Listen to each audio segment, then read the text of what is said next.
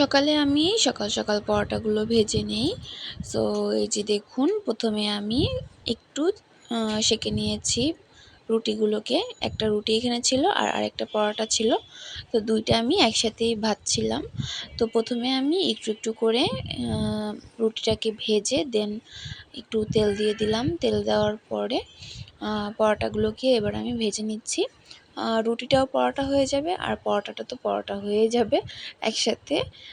দুইটা কাজ হয়ে যাবে আর কি।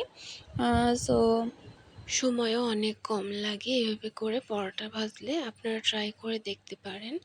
তো আমি এভাবে করে পরোটাগুলো ভেজে নিয়েছিলাম আর খুব দ্রুত হয়ে গিয়েছিল। সো এভাবে করে পরোটা একটা একটা করে ভাজার পর আমি আবার সাথে ডিম পোস্ট করে নিয়েছিলাম। তো আমার এই যে দেখুন, ভাজা কিন্তু প্রায় শেষ। একটা একদম কড়া কড়া করে ভাজা হয়েছে আর আরেকটাও হয়ে যাচ্ছে। আমি এভাবে কড়া করে পরোটা বা রুটি ভেজে খেতেই পছন্দ করি। আর এরপর আমি নিয়ে নিলাম একটা ডিম। ডিমটা আমি নর্মালি জাস্ট পোস্ট করব। এই তো ডিমটা এক হাত দিয়ে ভাঙা ট্রাই করতেছিলাম।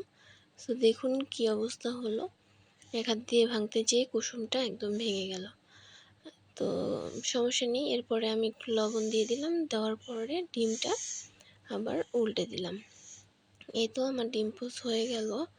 তো সকালের নাস্তায় এগুলোই ছিল, ডিম পোস্ট আর হচ্ছে গিয়ে রুটি। আর এটা আমি পেঁয়াজ দিয়ে একটু ভেজে নিয়েছিলাম।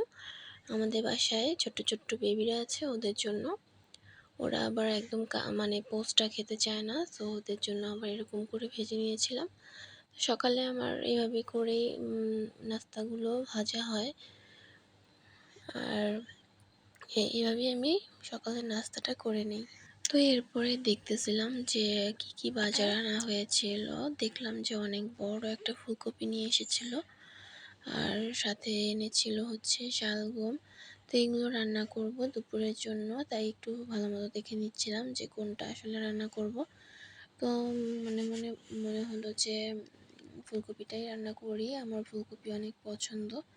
তো এদিকে আবার আচার বানাতেছিলাম। তো আচারটা খুবই মজার হয়েছিল। আর এটা আমি একটু তেল কম দিয়ে বানিয়েছিলাম, একটু অন্য প্রসেসিংয়ে। সো এইভাবে করে আচার বানালে কিন্তু অনেক মানে মজা হয়। তো আমি একটা তুলে আপনাদেরকে দেখানোর ট্রাই করতেছিলাম যে আমি জলপাইটা কীভাবে কেটেছি। তো ওটা পড়েই গেল, ওটার মানে পরে আমি আবার উঠিয়ে দিলাম। এই যে আমি এভাবে করে আচারটা করেছিলাম। তো এই পর্যন্তই আজকে। আল্লাহ হাফেজ।